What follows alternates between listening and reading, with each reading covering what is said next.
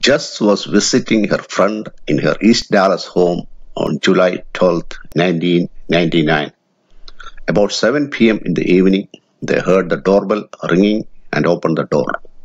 There stood a young man about the age of 23. He introduced himself as a salesman from a local security company, which was the largest in Dallas at that time. He gave his business card to the lady of the house and told them that 7 homeowners in their neighborhood signed up for home security activation and asked if they also would like to have the home security service. She told him that they had Jesus for their protection and did not want any extra security. The young salesman thought they were funny and asked if Jesus was another security company. They replied that she meant God's protection. He said that he was an atheist and didn't believe in God or anything like that. The women started explaining to him that God is the creator of all things and he made the heavens and the earth and the sea and everything in them. He asked them where they got this information from, and they told him that from the Bible. One of them went inside the house and brought a Bible and started reading to him from the first chapter of the book of Genesis.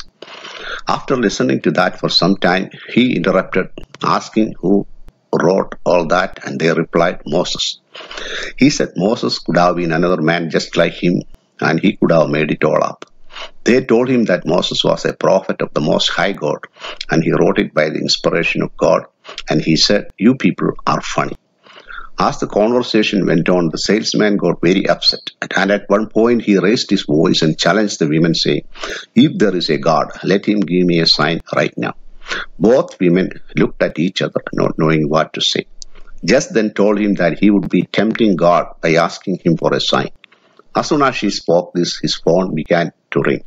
He took the phone in his hand and listened for a message, but there was no one speaking. Then he looked at the screen of the phone and stepped back, staring at it as if he saw something very strange. Then it seemed like whatever was on the phone was gone. After a few seconds, he looked back at the phone and he said in a startled voice, look.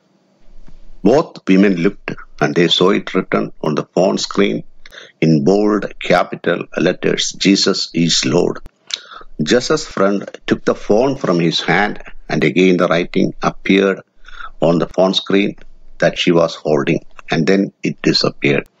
Then Jess took the phone from her friend's hand. As all of them stood stunned and watched breathless, the writing came back on the screen for the third time in her hand, and it read, Jesus is Lord, and then it vanished. Jess gave the phone back to her friend, apparently shaken. The young salesman screamed in a frightened voice, you people are doing something weird. Then he took the phone from her hand and walked few steps backward, staring at the phone. And as he approached the walkway, he turned around and ran to his truck that was parked half a block away and left the area driving as fast as he could.